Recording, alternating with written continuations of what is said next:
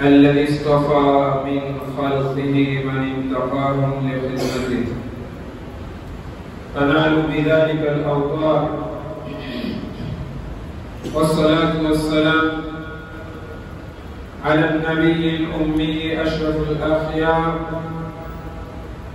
الذي أعطي جوامع الكلم في البسط والاختصار، وعلى آله وصحبه المهاجرين والأنصار ومن اتبعهم واقتدى بهم وسلك سبيل الموصل إلى دار القرار. أما بعد، إخوة الأعزاء، أوصيكم ونفسي بتقوى الله تعالى، فلقد فاز المتقون. إن الله تبارك وتعالى يقول في محكم تنزيله: إنا أنزلناه في ليلة القدر وما أدراك ما ليلة القدر ليلة القدر خير من 1000 شهر تنزل الملائكة والروح فيها بإذن ربهم من كل أمر سلام هي حتى مطلع الفجر. Baada ya kumshukuru Mwenyezi Mungu Subhanahu wa Ta'ala na kumtakia rehema Mtume Muhammad sallallahu alayhi wasallam, watukufu wa Islam, na wasia pamoja na kujihusia nafsi yangu kumcha Mwenyezi Mungu, kwani wenye kufaulu ni wale wamchao Mwenyezi Mungu. Mwenyezi Mungu Subhanahu wa Ta'ala amesema katika Qur'ani takatifu, hakika sisi tumeiteremsha hiyo Qur'ani katika usiku wa cheo. Na ni lipi lilokujulisha ni upi usiku wa cheo? Usiku wa cheo ni bora ibada ndani yake kuliko miezi 1000, kwani huteremka malaika na Jibrili akiwemo na wao kwa idhini ya Mola. Kwa kila jambo huwa wanatangaza amani tangu hapo hadi kuingia kwa alfajiri. Makusudio ya kuisoma aya hii au sura hii ni sehemu iliyotajwa na Qur'ani hapa, usiku wa cheo. Na usiku wa cheo ambao uko katika kifungu cha mwisho au thuluthi ya mwisho ya mwezi mtukufu wa Ramadhani. Kwa hivyo malengo yetu, tunazungumza juhudi katika thuluthi ya mwisho ya Ramadhani, juhudi katika thuluthi ya mwisho ya Ramadhani, kwa sababu Mwenyezi Mungu Subhanahu wa Ta'ala amemteremshia Mtume Muhammad sallallahu alayhi wasallam Qur'ani, ambaye ndiye muelewa zaidi wa kuielewa Qur'ani na ambaye ndiye mjuzi zaidi wa kuifanyia kazi Qur'ani. Akatuonyesha vitendo vyake Bwana Mtume sallallahu alayhi wasallam kwa matendo aliyoyatenda katika Ramadhani yote. Ukiangalia katika thuluthi ya kwanza na thuluthi ya pili na thuluthi ya tatu, tayari ni tafsiri anakupa mwenyewe Mtume sallallahu alayhi wasallam kwa matendo yake, kwamba thuluthi ya mwisho inapasa juhudi zaidi. Chukua katika maneno tunayoambiwa kuhusu Bwana Mtume sallallahu alayhi wasallam, kuwa katika hali yake aliyonayo lilipokuwa limeingia 10 la mwisho, mwenyewe Bwana Mtume sallallahu alayhi wasallam tunaambiwa alikuwa shadda mizara, akifunga kibwebwe chake. Mwangalie yoyote atakayekufanya jambo ambalo jambo lile atakakulifanya kwa kasi na asitatizike, kabla hajaliingilia lile jambo, utamwona afunga kikoi chake vizuri ikiwa amebaki kikoi. Mtu atakakupigana na mwenzake waja naye amebaki kikoi, utamwona akifungua kwanza kisha akifunga vizuri, ili atakayotokea baadaye kikoi kiwe kimeambata pale pale. Sasa mithali, mfano tunaopigiwa wa Mtume sallallahu alayhi wasallam, shadda mizara, alikuwa akifunga kibwebwe chake. Tafsiri ni ya juhudi ya kazi. Tafsiri nyingine wanavyoni wanatuambia huku kufunga kibwebwe ni hata kuwaweka wake zake kando katika shughuli za usiku tunazozijua, zile za kitu uzima, za mke na mume.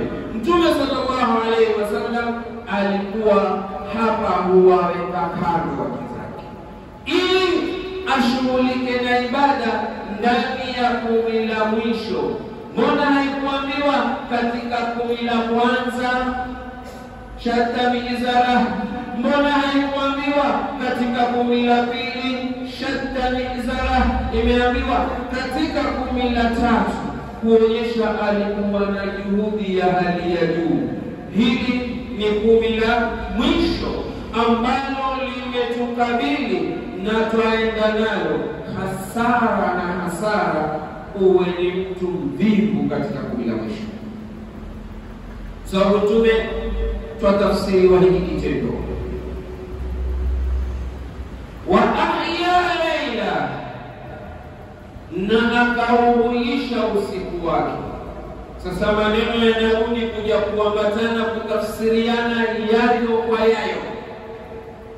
Wakati anaposema kuwa wa ahya laila, na huku tunaambiwa inna anzalnahu fi lailatil qadr, katika usiku Mtume kauhuisha usiku, kuonyesha kuna ubora mkubwa katika usiku wa Ramadhani.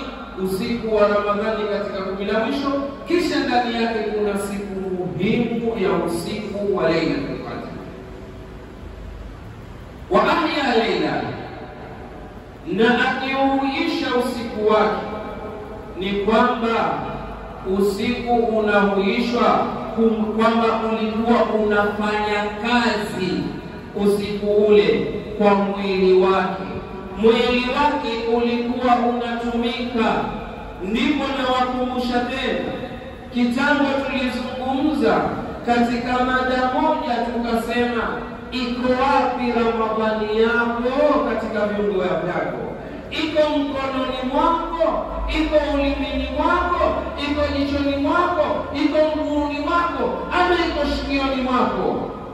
Sasa Mtume sallallahu alayhi wasallam ahya laila, alihuisha usiku wake qiyaman, hadhihi al-a'dha taman, kwa kusimama, kwa kuwa viungo vilikuwa vinafanya kazi, wa dhikran, na kuleta adhkar, al-lisan ta'mal, wa tafkiran, na kufikiria kwamba hii ni ibada kubwa, na watu wajue kwamba dhikr, kuna sehemu tatu ya dhikri kwa mwanadamu, au kuna aina tatu ya dhikri kwa mwanadamu. Dhikr bilqalbi, dhikr kwa moyo, wa hadha afdalu dhikri min al-adhkar. Na hapa au na dhikri hii ya moyo ndiyo dhikri bora kuliko adhkari nyinginezo. Ikiwa dhikri ya moyo yako haiko, dhikri ya ulimi haina faida, dhikri ya viungo haina faida. أولا القلب، كما أن الله سبحانه وتعالى أول شيء يطلع عليه القلب، kama ambavyo Mwenyezi Mungu kitu cha kwanza anachokiangalia kwa mwanadamu ni moyo. Kwa hivyo iwa dhikri yako kwanza iko moyoni, basi itakuja katika viungo iwe ni rahisi. Sasa ahya Laila aliuisha usiku wake kumfikiria Mola. Ndio pale waumini wa kweli kama tunavyoambiwa, ambao nyoyo zao zinamtaja Mwenyezi Mungu, ambao nyoyo zao zinamfikiria Mwenyezi Mungu, idha massahum ta'ifun, wanapoguswa na jambo kutokana na ubaya, moja kwa moja wadhakau hukumbuka, mara wanarudi katika laini. Ni kwamba moyo wake ni dhakira, moyo wake ni dhakira, unamkumbuka Mwenyezi Mungu subhanahu wa ta'ala. Kwa hivyo Mtume aliuisha usiku wake kwa hili, kisha akauisha usiku wake kwa kumtaja Mola, kwa kusoma Qur'ani, kisha akauisha usiku wake bisala wasala. Ndio maana ahya Laila, sio zile tunazosikia alhaya alhaya, atakuna na alhaya. Wameacha ihya al-layl bi dhikrillah wa qira'ati al-Qur'an was-salah wa ma ila dhalika min al-khairat, wakaacha atakawana alhaya. Alhaya nini? Kwa sijambuzi sijui ni mkesha kwa mkia hii wapi? Mtume hana hii alhaya unaosema nyinyi, unaoikusudia nyinyi. Mtume alikuwa na al-ihya, kuuisha usiku ambao ulikuwa ni kazi. Wa aidha wa ahya, na akaamsha watu wake. Huku ni kuonyesha Mtume aielewa Qur'an na aifanyia kazi Qur'an. Mtume ndiye huyu aliyeambiwa pamoja na umati wake, qu anfusakum wa ahlikum nara, okoeni nafsi zenu na watu wenu. Kaifa waqa an-nabiy sallallahu alayhi wasallam nafsahu wa ahlahu, ahya laylahu wa ayqadha ahlahu. Aliuisha usiku wake na akaamsha watu wake.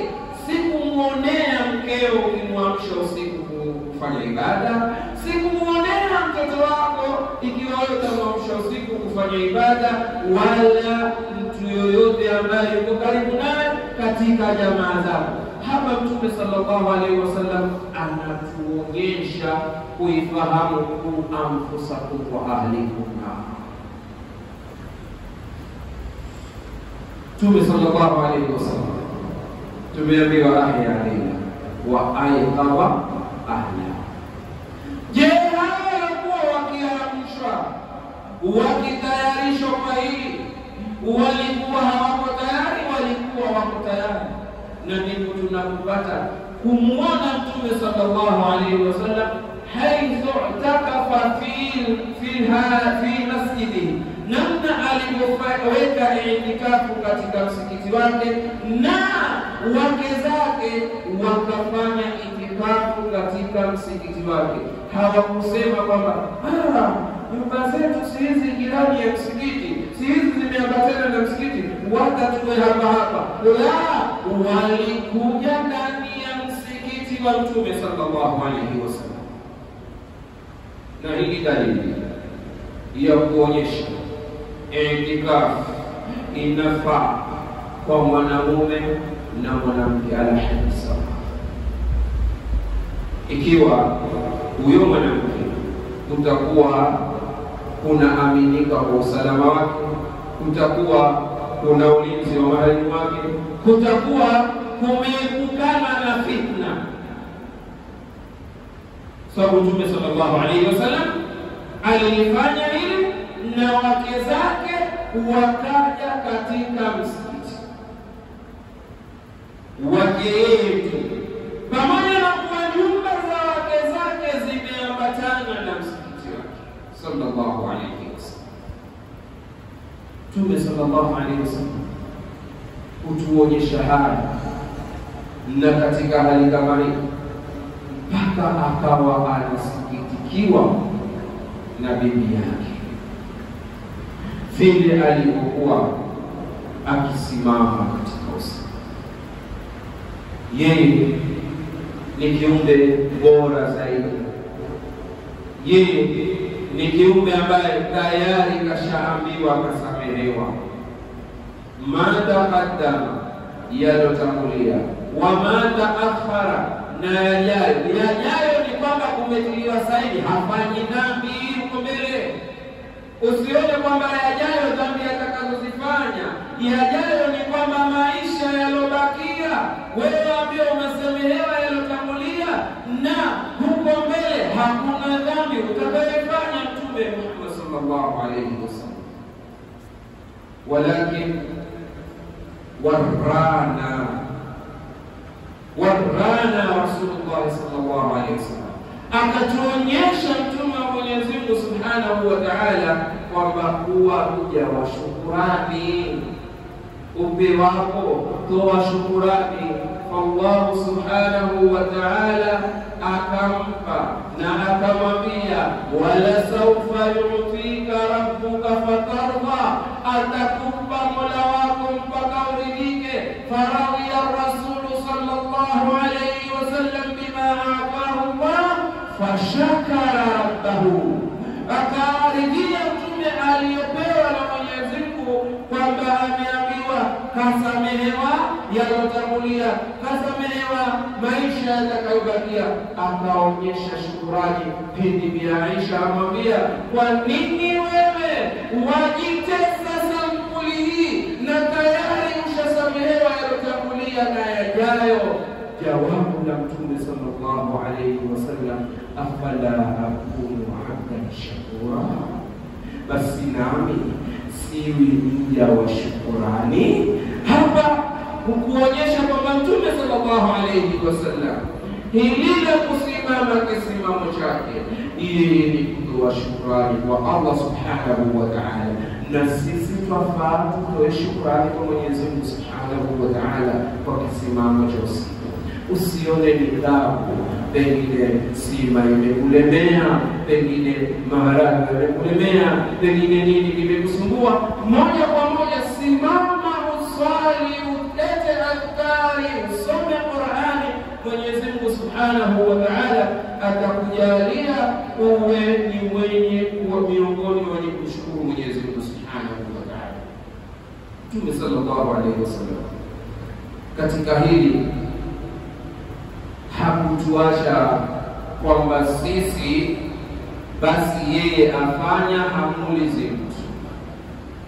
Aliwaambia masahaba wake kwamba tafuteni fadhila zake Mwenyezi Mungu ndani usiku, tafuteni usiku wa cheo. Akawaambia, inna min ashril awakhir, usiku wa cheo uko katika 10 la mwisho, tena layali alwitr, katika usiku ambayo ni wa witr. Ndipo Mtume sallallahu alayhi wasallam akang'ang'ana akahakikisha kutakuwa hivyo, na Mtume sallallahu alayhi wasallam akawa yuwasali na masahaba wake wakiwa wanafanya hivyo. Mtume sallallahu alayhi wasallam kaanza kutoa sadaka mwanzo wa Ramadhani, kaja katikati ya Ramadhani, ilipokuwa mwisho alizidisha. Sio kwamba ashrul awakhir ukaona ni ihya'il layli peke yake. Hilo la ihya'il layli ni usiku bora, kwa sababu siku 10 za mwisho za Ramadhani usiku wake ni bora kushinda usiku mwingine wowote.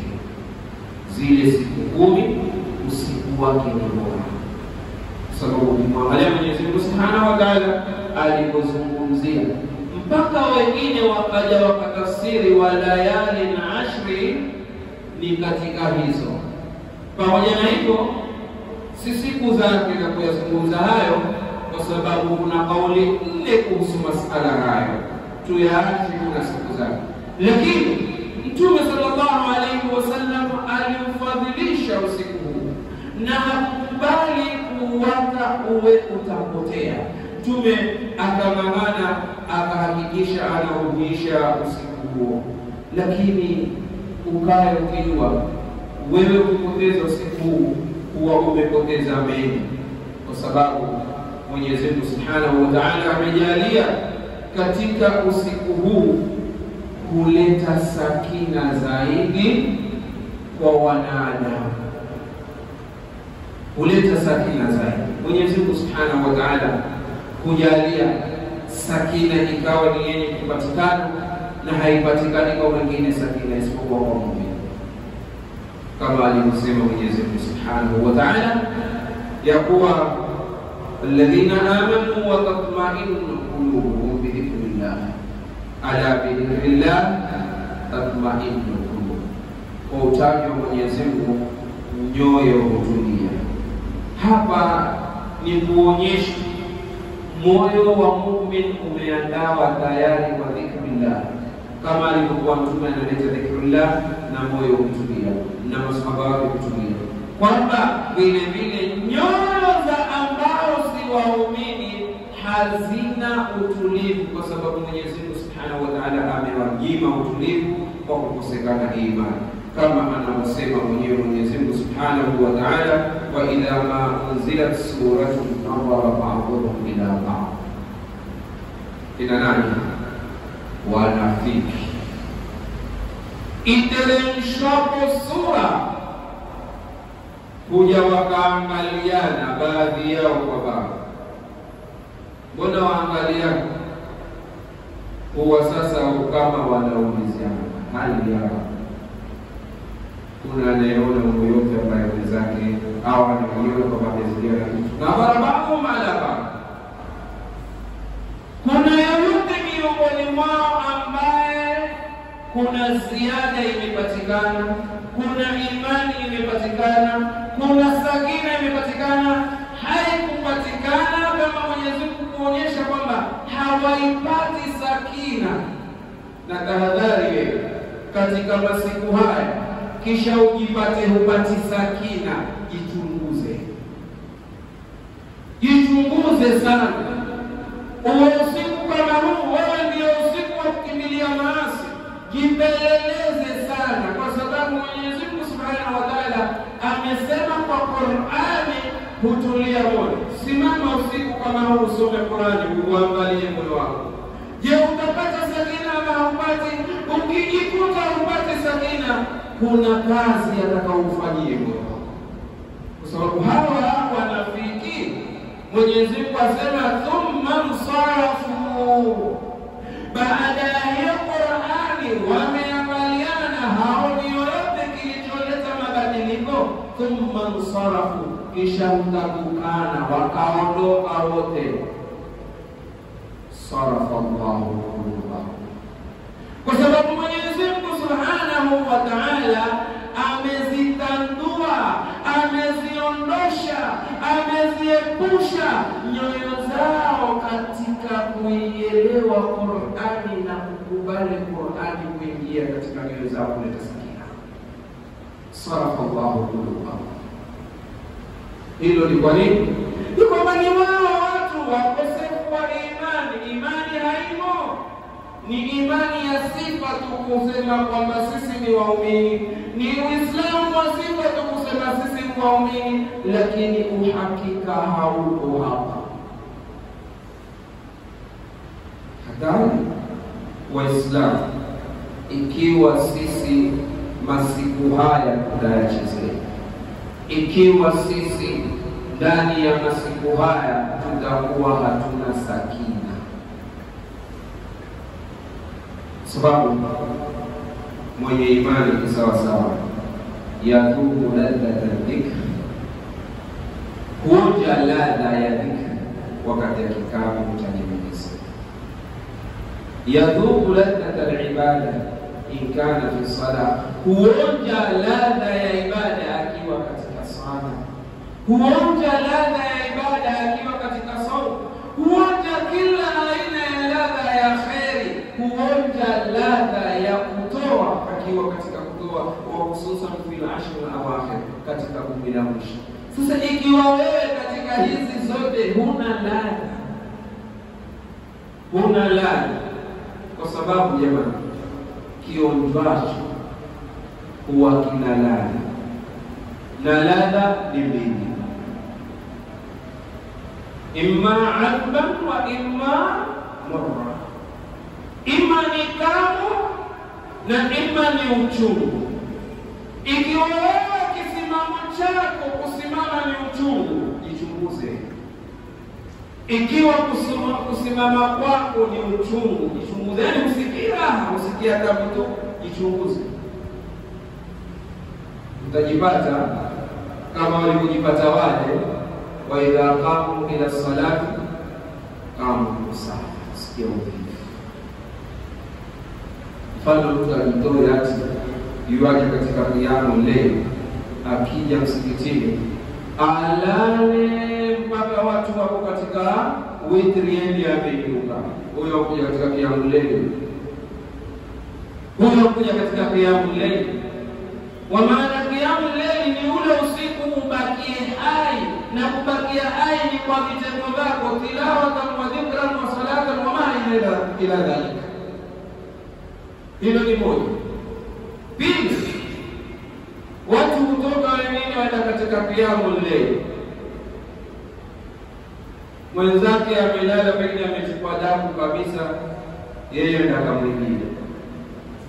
Huyo amekuja katika kiamu leo, huyo ana ladha ya ibada, hana ladha, kwa sababu la angekuwa ni muumini kweli, lao afikiria tu kunyosha mkono ukitukuwa kile kitu cha mtu, la tadhakka, angelikumbuka anna Allah yarani, yuko Mwenyezi Mungu ananiona mimi, bima a'mal, kwa kile ninachokifanya, tena mahali patukufu, tena katika usiku ambao ni mwema. Wengine huja kuvizia siku za watu, wenda msikitini wakavizia siku za watu, wengine huiba viatu vya watu. Hawa wamekosa ladha ya ibada, na nikwambia kinachoonjwa kina tamu au kina uchungu. Yule aliyekuja ni mwizi kuiba msikitini, kuiba viatu, kuiba simu, kuiba damu ya mtu, asipoipata hutoka na uchungu, hana ladha. Ladha yake hiyo uchungu, hana ladha tamu. Ndio hiyo, amepata ladha ya uchungu. Lakini aliyekuja akahuisha usiku wake, akaswali, akamaliza, huwa anashukuru sana, alhamdulillah, usiku haukunipita. Na yule mwema kabisa, lau utampita ule usiku, wallahi atakapoamka asikia machungu na huzuni. Kwa nini nimekosa? Sijui, wengi wetu tunahisi hivi kitupita usiku. Ashurul awakhir ya kwanza katika ashurul awakhir imenipita, ukawa na sikitiko, ukawa na huzuni, kama kwamba wewe umefanywa jambo ovu sana. Jiulize, ikiwa hujaliona hilo, basi ifanyie mazoezi, zungumza na nafsi yako. Zungumza na nafsi yako. Ndugu Waislamu, cha juhudi zaidi kinachofaa kufanya ni tusipoteze wakati, kwa sababu wakati huu tulionao hatuna hakika kupata mwingine. Wakati huu tulionao tutakwenda kuuliza. Hilo ni uthibitisho kwa Mtume sallallahu alaihi wasallam aliposema, hautuinuka unyo wa mtu yoyote kesho ya Kiyama mpaka aulize mambo manne: wa min baini hadhihi al-arba wa an umrihi fima afna, na kutokana na umri wake vile alivyoumaliza. Wal umru ni haya maisha yako, dakika yako, saa yako, siku yako, wiki yako, mwezi wako, mwaka wako. Famadha amilta fi hadhihi sana, umefanya nini? Wamadha amilta fi hadha shahr, umefanya nini katika mwezi kama huu? Kisha utoke mwezi kama huu uwe ni katika wale walioambiwa khaba wa khasira, ametoka patupu na amenasirika, ni hasara kubwa. Mwenyezi Mungu Subhanahu wa Ta'ala ofa ameileta, na mahali kukiwa na ofa watu ng'ang'ania, hawaikuzi ile ofa. Ikiwa ni ofa tumeletewa, hapana budi tuing'ang'anie kwa sadaka, kwa swala na ibada nyinginezo, mpaka ikifika ile siku tuwe ni katika wale ambao katika kila usiku walikuwa wakiachwa huru, na sisi tuko katika orodha kama hiyo. Mwenyezi Mungu atujalie ni katika wale walioachwa huru. Mwenyezi Mungu atujalie ni wale ambao wataidiriki Lailatul Qadr. Mwenyezi Mungu atujalie ni katika wale ambao wanauisha usiku wao. Mwenyezi Mungu atujalie ni wale ambao wamesamehewa dhambi zao. Mwenyezi Mungu atujalie tuwaja wema. Barakallahu li wa lakum bil Qur'anil azim wa nafa'ani wa iyyakum bil ayati wa dhikril hakim. Aqulu qawli hadha astaghfirullah li wa lakum wa lisa'iril mu'minina wal mu'minat astaghfiruhu innahu ghafurur rahim.